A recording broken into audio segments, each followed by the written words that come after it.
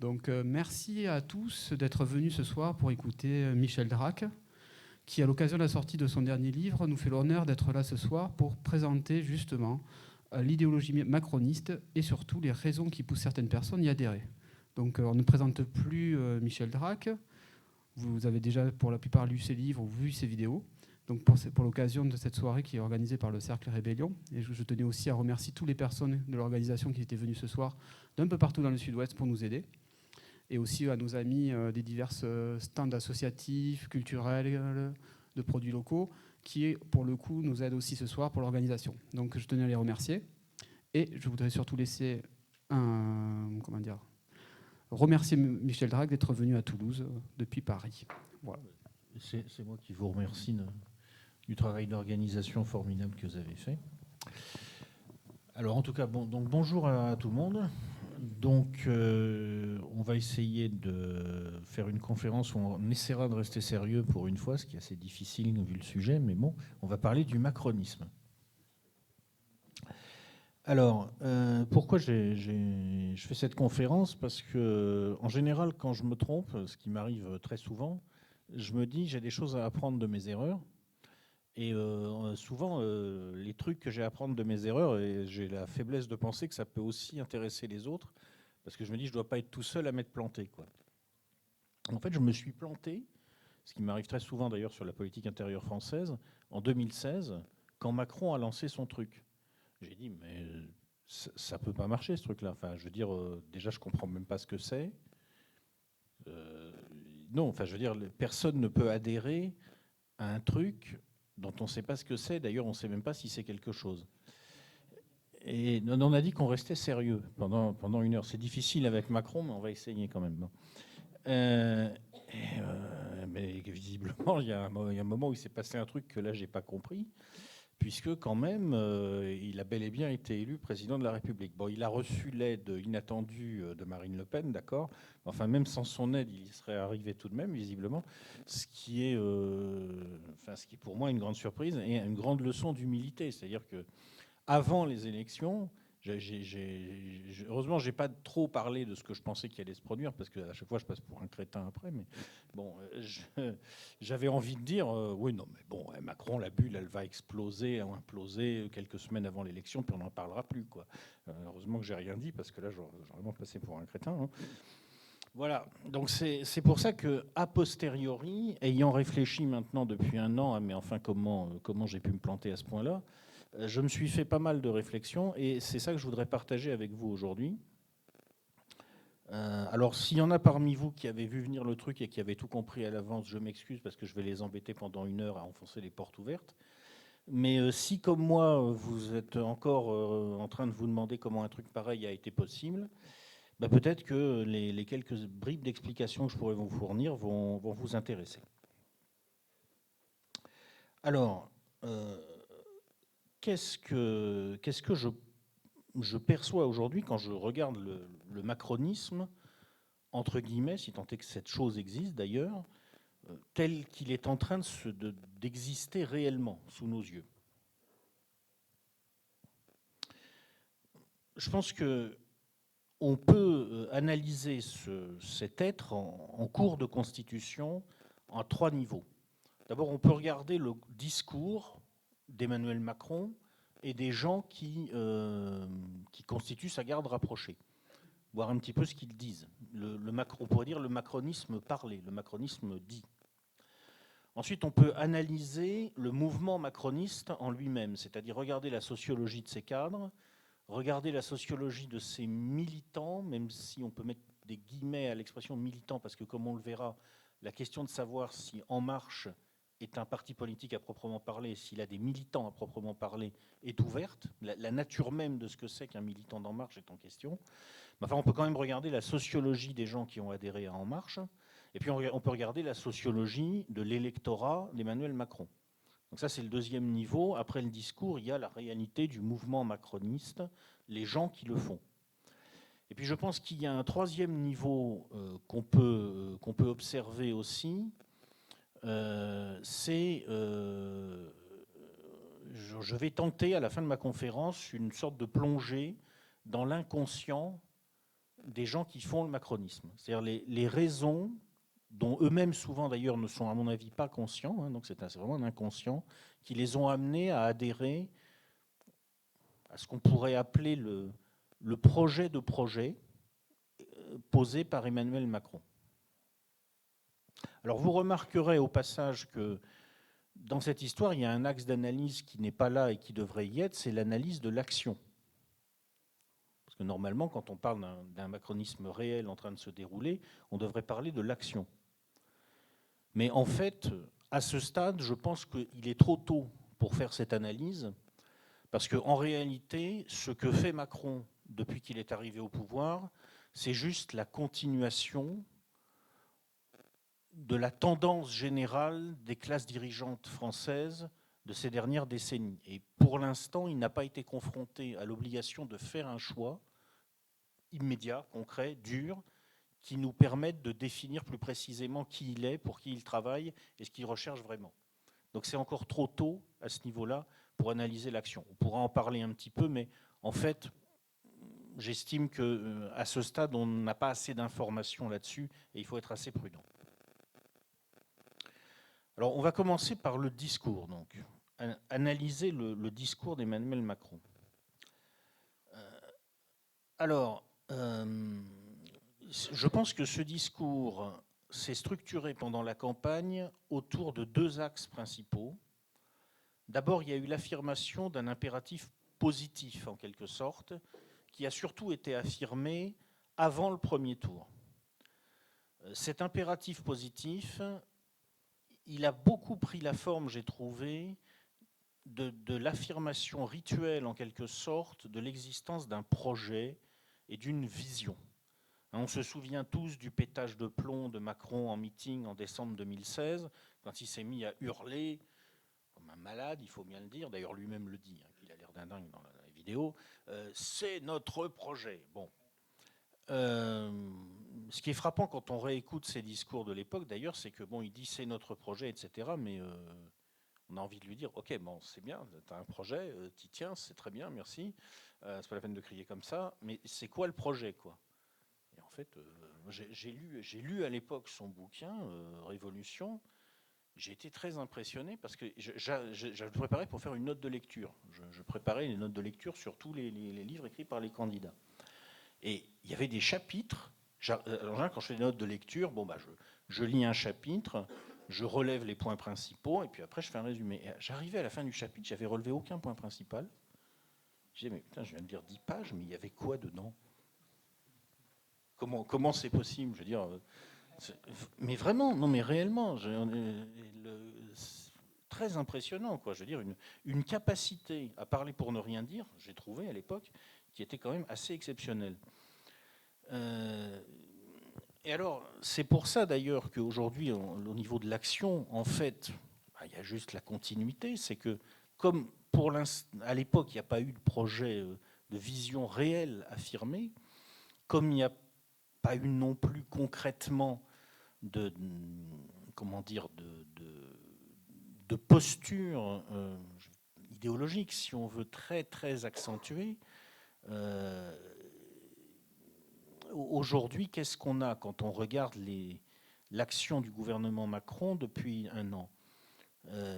Là, je prends un dossier qui a été fait par Le Parisien, aujourd'hui en France. C'était en novembre 2017. Bon, c'était il y a quelques mois, mais depuis, ça n'a pas fondamentalement évolué. Donc, Le Parisien fait à l'époque le point sur l'action du gouvernement Macron. Qu'est-ce que vous avez? Vous avez les 50 dossiers de Macron. Vous avez un Emmanuel Macron assis derrière un bureau avec des piles de dossiers sur et en bas de son bureau. Est-ce que là, on a la représentation d'un chef d'État, d'un leader, de quelqu'un qui fixe des grands axes, peu nombreux et généraux, parce qu'il promeut une vision? Ben, non, enfin, je veux dire, mon chef de service au bureau, il ressemble à peu près à ça, quoi. En gros. D'ailleurs, si on regarde le contenu des dossiers dont il est question, qu'est-ce qu'on trouve? Bon, limiter le déficit du budget à 3%. Économiser 60 millions d'euros en 5 ans sur la dépense publique. Bon, bah c'est un manager qui a reçu sa lettre de cadrage budgétaire par l'échelon N+1, c'est-à-dire en l'occurrence visiblement la Commission européenne, et qui va appliquer dans le cadre de son processus budgétaire. OK. Donc c'était ça le projet en fait. Bon, ça va pas très loin. Hein. On trouve des mesures cosmétiques, limiter à 1 an la durée autorisée de séjour d'un travailleur détaché. Alors ça c'est très rigolo parce que d'abord la mesure est très facile à contourner. Ensuite, de toute façon, la plupart des travailleurs détachés, la très grande majorité, ne restent pas 1 an. Donc ça sert à dire en fait qu'on fait quelque chose contre le dumping social. On fait un petit peu, au passage on énerve les Polonais et les Hongrois, mais en fait concrètement c'est de la cosmétique, c'est de la communication. Transformer l'ISF en impôt sur la rente immobilière. Alors oui, ça c'est une forme de projet concret qui semble avoir été mise en œuvre. En gros, une politique de régression sociale qui est plus clairement en faveur du décile le plus élevé en termes dans la stratification des revenus, et même plutôt du 1% le plus élevé dans la stratification des revenus. Bon, et puis voilà, vous avez comme ça tout un tas de mesures dont certaines sont totalement, comment dire, pas du niveau d'un président de la République. Augmenter la part du contrôle continu au bac. Ouais, d'accord, ouais, bon.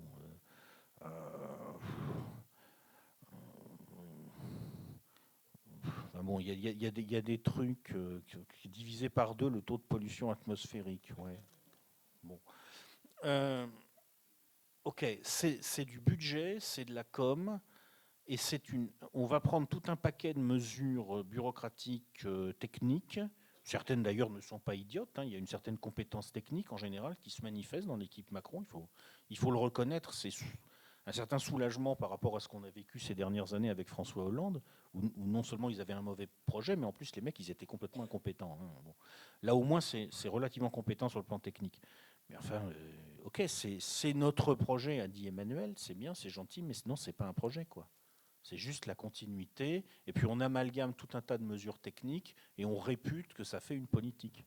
Ben non, non.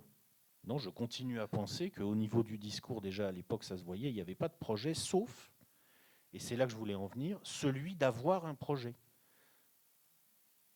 C'est-à-dire, en fait, le projet, c'est de pouvoir continuer à dire qu'on a un projet. Hein, je pense que manifestement, il y a eu pas mal de gens pour acheter cette idée, si j'en juge par le résultat des élections. Et puis, il y a eu une deuxième composante du discours qui est arrivée plutôt d'entre les 2 tours de la présidentielle, mais qui était déjà là avant de façon, je dirais, sous-jacente, qui était l'affirmation d'un impératif, éviter la guerre civile. On se souvient là encore de ce qui s'est passé le 26 avril 2017, quand Emmanuel nous a fait son 2e pétage de plomb, lorsque il nous a expliqué qu'il ne voulait pas de la guerre que, d'après lui, amènerait inévitablement Madame Le Pen, avec son fameux pas ça, etc. Parce que voilà. Bon. Ce qui veut dire que finalement, qu'est-ce qu'on a à travers cet impératif négatif? On a un macronisme, entre guillemets, qui n'a pas de substance, sinon celle de pouvoir continuer à dire qu'il y a un projet, et qui en fait se pose comme alternative unique au chaos. C'est-à-dire que si j'analyse le discours macroniste, en fait, on est passé de ce que Jean-Claude Michet appelait l'alternance unique, gauche-droite, à l'alternative unique. C'est-à-dire que vous avez le choix entre la guerre civile, l'enfer, la peste, la famine, ou alors moi. C'est ça finalement un petit peu le discours qui est là. Voilà, donc concrètement, ça apparaît quand même un petit peu comme un parti de l'ordre, un nouveau parti de l'ordre qui s'oppose à un chaos latent. Voilà ce qu'on peut dire du discours tenus par Macron et qu'on va retrouver dans sa garde rapprochée en général sous des variantes que je ne vais pas lister là parce que ce n'est pas utile. Alors 1 an plus tard, dans ces conditions, naturellement, le problème de définition continue à se poser.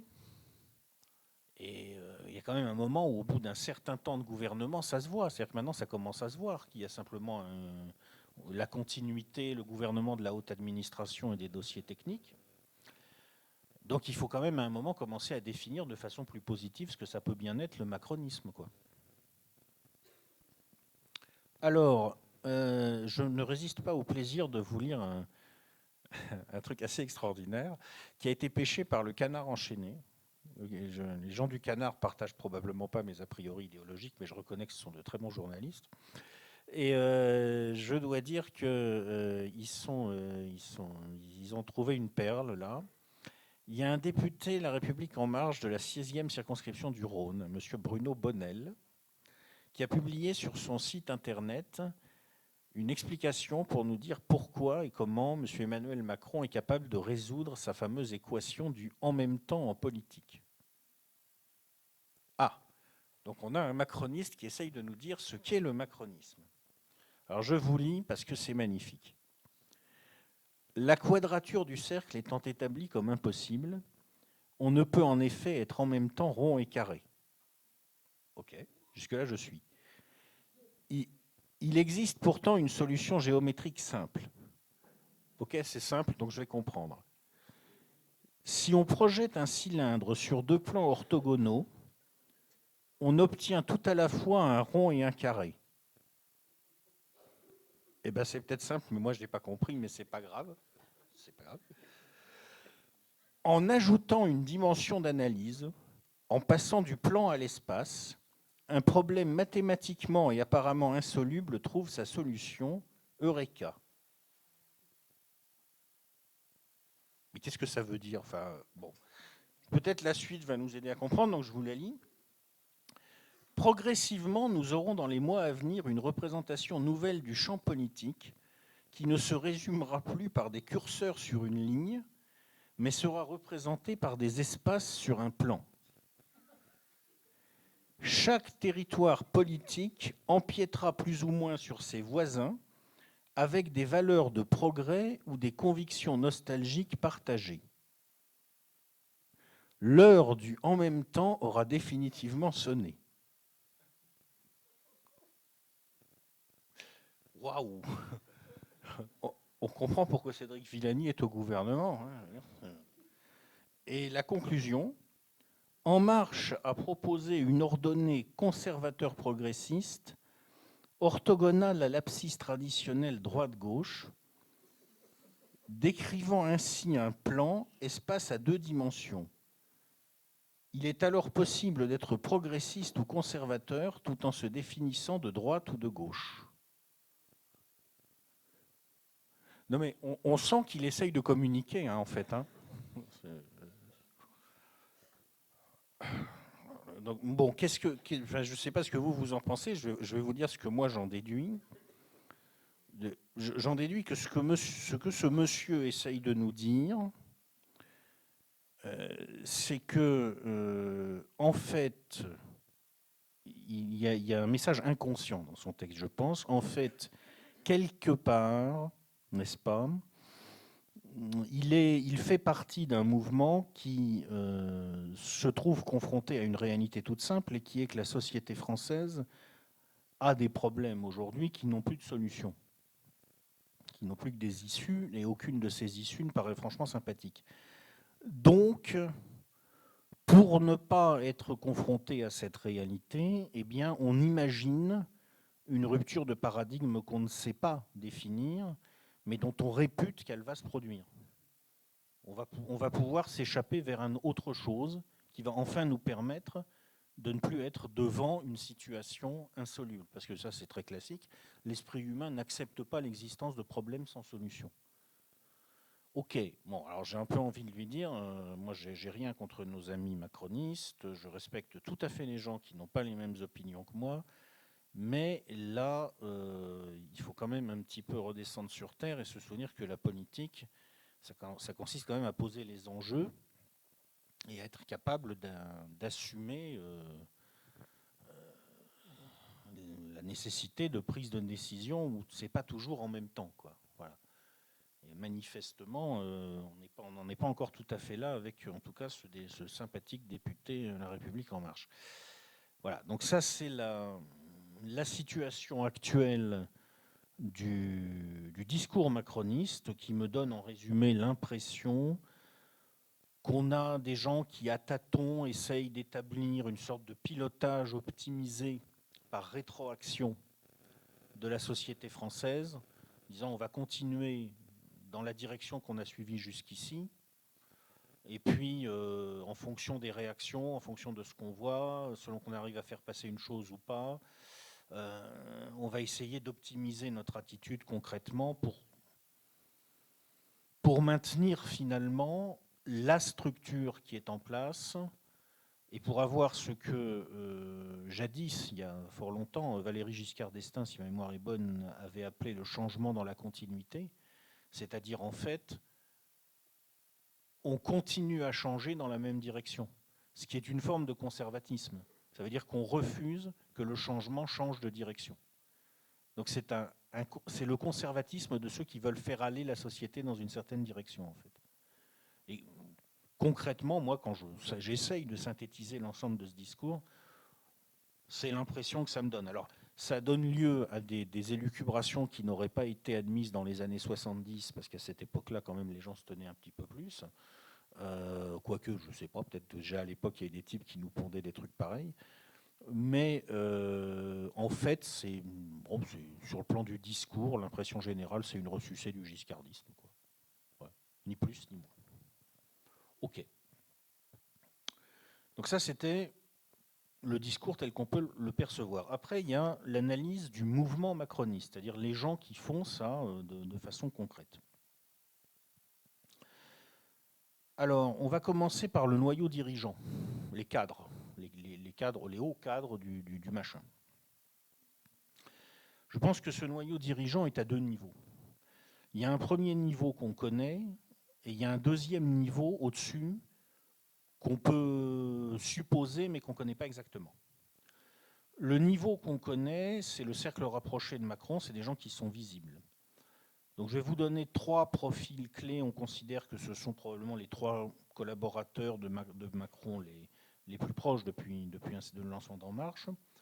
On a un monsieur Benjamin Griveaux. Il est né en 1977, il est actuellement porte-parole du gouvernement. Donc, formation Sciences Po, HEC, passé par le Parti socialiste côté filière Dominique Strauss-Kahn.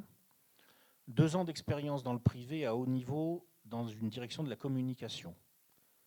Sensibilité sociale libérale, bon teint. On a un monsieur Ismaël Emelien, né en 1987. Il a été conseiller en communication du ministre Macron, puis il est conseiller spécial à l'Élysée aujourd'hui. Sciences Po, Parti socialiste, Strauss-Kahn. Il a travaillé chez Havas dans le secteur de la communication. Une curiosité dans son cursus, il a fait partie de l'équipe de consultants de Nicolas Maduro lors de l'élection présidentielle vénézuélienne de 2013. Et il a depuis déclaré que, a posteriori, en quelque sorte, il regrettait cette affaire, depuis qu'il avait compris que, je cite, Maduro n'était pas un vrai réformiste. Okay. Et puis nous avons un monsieur Cédric O. C'est un monsieur d'origine coréenne, d'où son nom atypique en France. Il est né en 1982, il a fait HEC, carrière dans le privé essentiellement, communication, là encore, et Dominique Strauss-Kahn pour la primaire de 2006. Donc je crois quand même que c'est relativement net au niveau des hauts cadres du mouvement macroniste, à ce premier niveau de dirigeants, des spécialistes de la communication, filière essentiellement Sciences Po, un peu HEC, réseau Dominique Strauss-Kahn, sociaux-libéraux, plutôt la génération Y. Je pense qu'on peut difficilement admettre l'idée que ces gens-là auraient vraiment le pouvoir. D'abord, je pense qu'ils sont un peu trop jeunes pour ça quand même. Et puis, ils ont des profils de directeurs de la communication, ils n'ont pas des profils de dirigeants de très haut niveau, en fait. Pas de directeurs généraux, de présidents de grandes sociétés. On leur a confié un travail à faire avec Emmanuel Macron, mais ce n'est pas vraiment eux qui vont inspirer la politique. Ils vont peut-être inspirer la façon dont on va vendre la politique, mais pas la politique en elle-même. Donc au-dessus de Macron, il y a un deuxième niveau, à mon avis, mais celui-là est largement invisible, ou disons peu visible. Ce qu'on peut constater simplement, c'est qu'on a vu pendant la campagne le soutien manifeste de BFM Télé à Macron. Enfin, je veux dire, ça s'est vu. Voilà. Je rappelle que BFM Télé, c'est une chaîne de télévision qui est possédée par le groupe de M. Drahi. On a eu le passage de M. Macron à la Banque Rothschild, où il a essentiellement fait du réseau. C'est un recrutement qui a été facilité, d'après ce que j'ai compris, à la Banque Rothschild par Alain Minc. Le lancement politique de M. Macron avait été quand même largement annoncé et soutenu par M. Attali. Donc visiblement, là, on a toute une filière du capitalisme français, filière Rothschild, et on peut penser raisonnablement que cette filière, en fait, a entraîné derrière elle la plupart des oligarques français. Plus ou moins, certains préféraient Fillon. Par exemple, M. De Castres, le PDG d'AXA, avait investi sur Fillon, mais enfin, il a dû se résigner à Macron. Concrètement, quand on regarde, pour l'instant, les dossiers, n'est-ce pas, de monsieur Macron, ils ne sont pas très, très différents de ceux qu'aurait eu à traiter M. Fillon. Et les grandes décisions ne sont pas très différentes. Il y a quelques nuances quand même. François Fillon aurait été moins favorable aux intérêts du capital, on va dire, boursier, et plus favorable aux intérêts du capital immobilier. Ce qui explique peut-être que M. De Castres ait plutôt été Fillon et que la Banque Rothschild soit plutôt Macron. Bon, ça serait une explication. Donc je crois que, au niveau en tout cas de la substance des gens qui dirigent En Marche, il est important de ne pas être dupe de l'emballage, de la communication construite par le premier niveau. Le contenu, la vraie substance du macronisme réel, elle sera évidemment définie par le deuxième niveau. Mais comme je vous disais, pour l'instant, c'est un peu difficile de savoir exactement où ils veulent en venir, parce que le moment n'est pas encore arrivé où Macron sera confronté à des prises de décision, où on va voir là vraiment ce qu'il a dans les tripes. Bon. Ensuite, on peut essayer d'analyser la base militante d'En Marche. C'est assez difficile parce qu'en fait, on n'a pas énormément d'infos. Officiellement, on a à peu près 400 000 adhérents à En Marche. Mais attention, ce n'est pas des adhérents au sens classique du terme. Le mouvement s'est beaucoup construit sur Internet. Il ne demande pas de cotisation à ses adhérents. Manifestement, ces 400 000 adhérents, ça mélange des adhérents actifs et en fait des gens qui sont simplement plutôt des cliqueurs, on va dire, sur Internet. Fin 2017, le Figaro estimait que seulement un adhérent sur 10 était vraiment actif. Ce qui ferait en fait 40 000 adhérents vraiment actifs. Alors, ce n'est pas ridicule parce que tous les effectifs de tous les partis politiques français aujourd'hui se sont écroulés. Enfin, cela dit, par rapport aux grandes organisations de masse qui existaient jadis et qui irriguaient vraiment les sociétés occidentales, les sociétés européennes, quand il y avait encore des partis de masse, c'est tout petit, quoi. Je veux dire, 40 000 personnes, ça se recrute. Hein. Quand on a des moyens, de la communication, de l'argent, 40 000 personnes, on les trouve facilement, quoi. Il y a eu plusieurs études qui ont été faites sur les adhérents d'En Marche. Par exemple, j'ai lu l'étude de Christelle Gris, Centre européen de sociologie et de sciences politiques. Alors, je ne sais pas quel est le niveau de fiabilité de ces études, parce que je ne sais pas exactement comment on a choisi les adhérents qu'on a vus. Est-ce que c'est En Marche qui les a mis en avant? Est-ce que... Je ne sais pas. En tout cas, ce qui ressort, c'est qu'il n'y a pas de... vraiment des classes populaires. C'est-à-dire que le cliché de l'adhérent En Marche, cadre sup dans les startups vivant dans une grande métropole n'est pas vrai. Ce n'est pas vrai, manifestement. C'est beaucoup plus hétérogène que ça.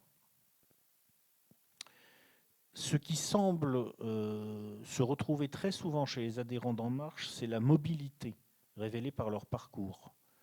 mobilité sociale, intergénérationnelle, pas mal de gens qui ont fait un peu d'ascension sociale. C'est vrai qu'il ne faut pas oublier que quand on dit que l'ascenseur social est en panne, ça ne veut pas dire que plus personne ne le prend. Ça veut dire que par rapport aux 30 Glorieuses, où pratiquement tout le monde montait dans l'ascenseur social, ou presque, là aujourd'hui, c'est seulement une minorité qui peut prendre un ascenseur social. Mais il reste une minorité qui peut le prendre. C'est probablement largement dans cette minorité qu'on a trouvé des militants d'En Marche. C'est-à-dire que ce sont des gens dont l'expérience personnelle fait qu'ils sont en fait en décalage, souvent je pense sans le savoir eux-mêmes, avec la majorité de la population qui expérimente plutôt la stagnation ou la régression sociale. On a aussi une surreprésentation des personnes qui ne vivent pas dans la région où ils sont nés. Là encore, on retrouve ce principe de mobilité.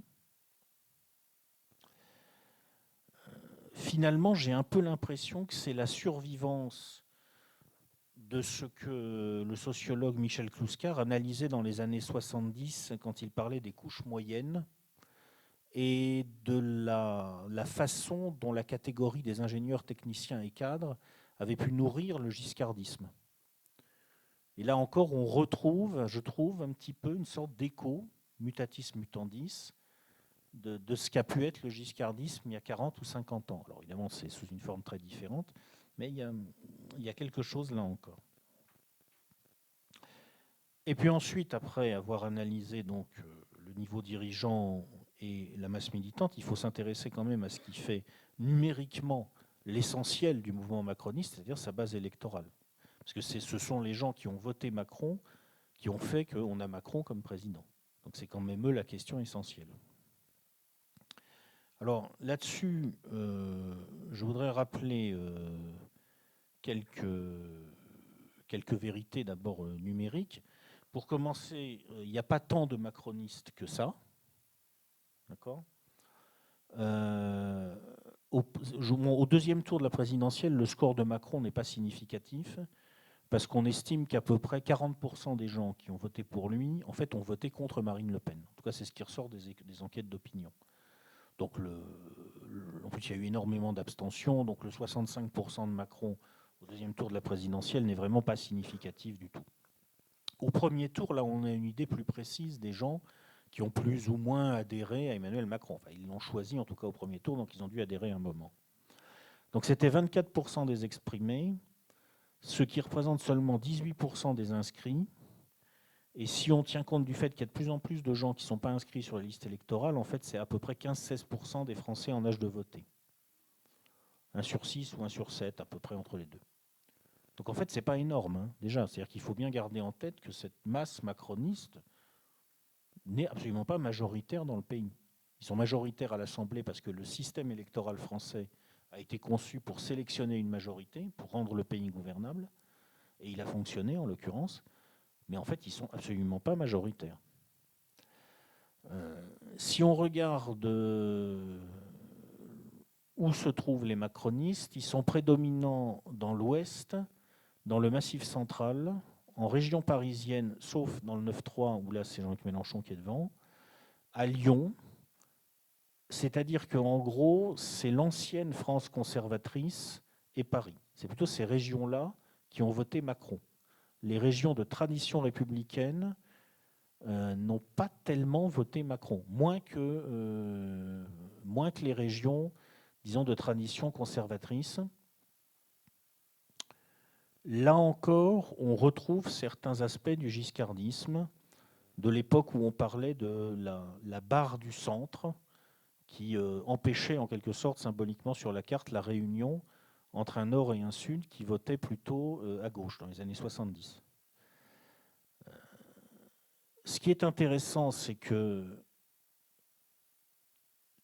on a donc un électorat dont un certain nombre d'indices nous laissent penser qu'il est plutôt conservateur et qu'il s'est manifestement détourné de François Fillon, qu'il est aussi en partie, dans certaines régions, l'électorat qui avait fait la fortune de François Mitterrand à une certaine époque, parce qu'il y a une partie de l'électorat giscardien qui avait basculé chez Mitterrand dans les années 80.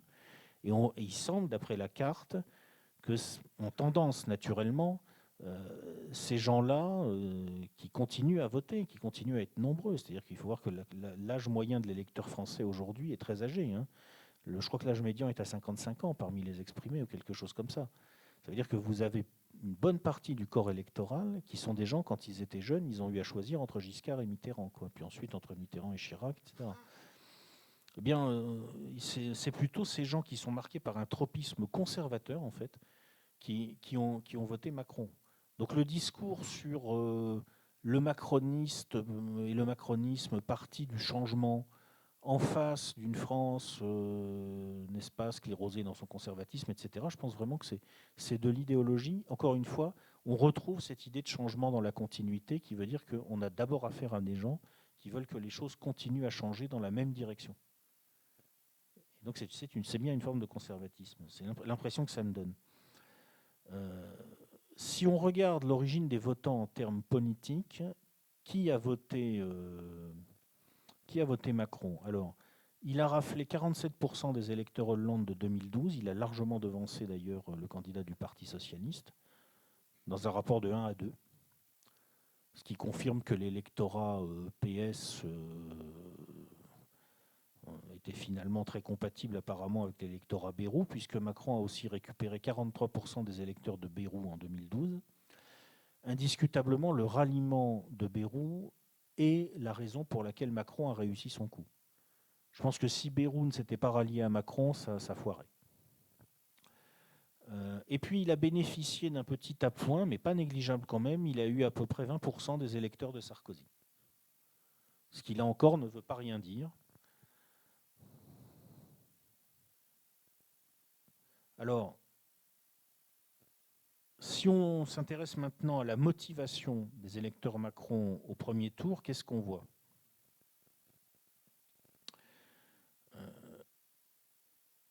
On voit que d'abord il y a une surreprésentation des électeurs qui se sont décidés dans le dernier mois de la campagne. En moyenne, sur l'ensemble des exprimés, si on en croit les études d'opinion, à peu près la moitié des gens se sont décidés dans le dernier mois de la campagne. Chez Macron, on monte à 56%. 56-58% suivant les sources que j'ai vues. C'est plutôt le signe que les gens faiblement politisés se sont assez tournés vers lui, parce qu'en fait, plus les gens sont politisés, moins ils choisissent dans le dernier mois.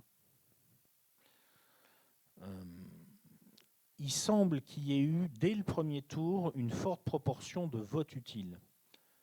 C'est-à-dire que si on demande aux gens, c'est une étude OpinionWay, alors elle vaut ce qu'elle vaut, hein, mais c'est la seule qu'on a là-dessus, sur l'ensemble des exprimés, est-ce qu'ils ont voté pour leur candidat de cœur ou est-ce qu'ils ont voté dans une perspective tactique pour que ce candidat-là soit au deuxième tour de façon à empêcher la victoire ultérieure d'un autre candidat?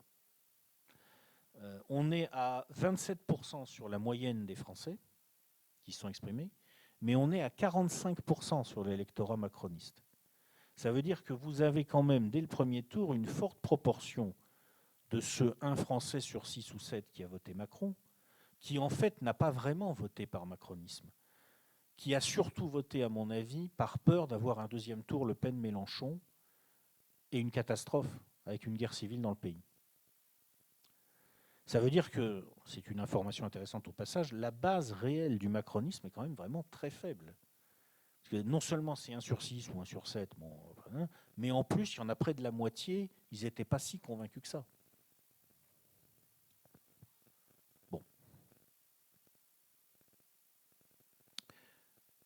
Alors, si on s'intéresse quand même un peu à ce 1 sur 6, 1 sur 7, en gardant en tête qu'il y en a donc la moitié, c'est peut-être pas vraiment des macronistes, on a des études sociologiques pour nous dire un petit peu qui c'est. Donc, c'est plutôt féminin. 25% des femmes auraient voté Macron contre 23% des hommes, mais enfin, ce n'est pas très très marqué comme opposition.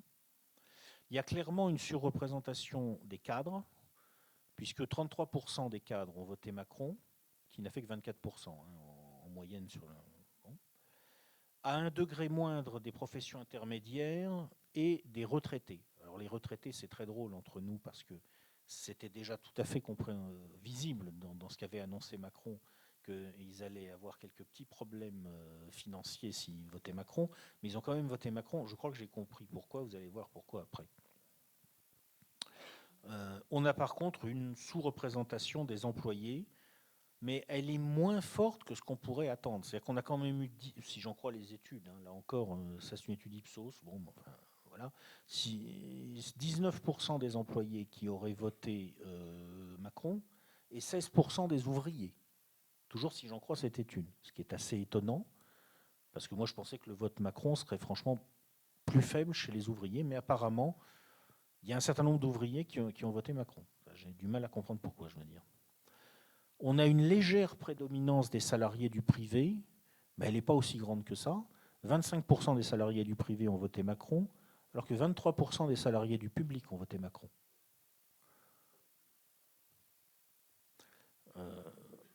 Le score de Macron est clairement plus élevé en revanche chez les diplômés du supérieur long, environ 30%, alors qu'il est faible chez les non-titulaires du bac, moins de 20%.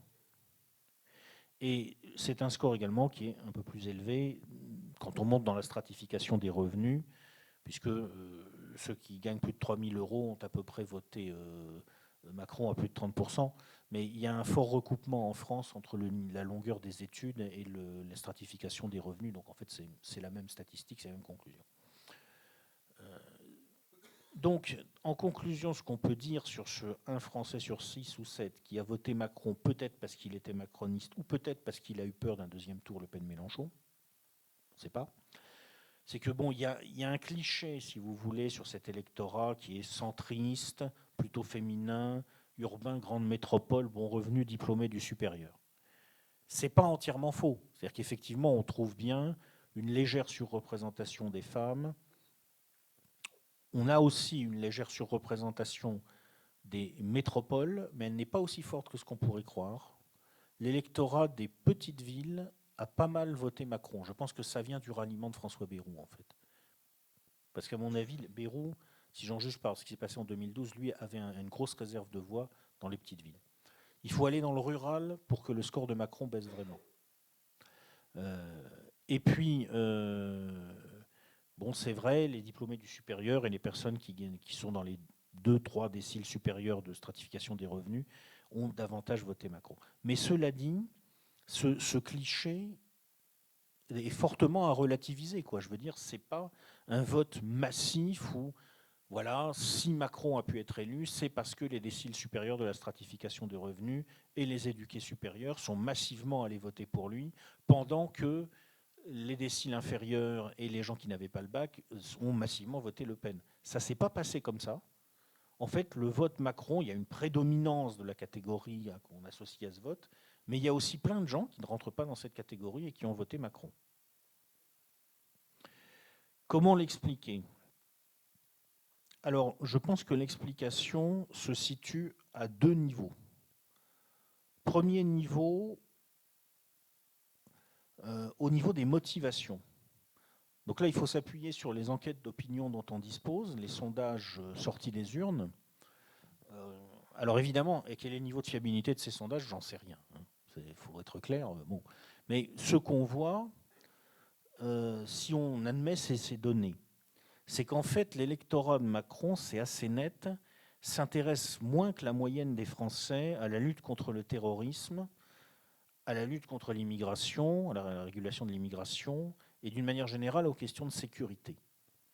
C'est-à-dire que c'est un électorat qui, en tout cas, dans ce qu'il déclare, est assez fortement structuré par un désintérêt relatif pour les questions qui font peur à une grande partie de la population. Par contre, cet électorat s'intéresse beaucoup plus que la moyenne aux questions d'éducation. 42% des macronistes déclarent s'y intéresser contre 31% des électeurs français en moyenne. Et surtout, je pense que c'est la clé du truc, la construction européenne. 40% des macronistes déclarent s'intéresser à la construction européenne, contre 23% seulement des Français en général.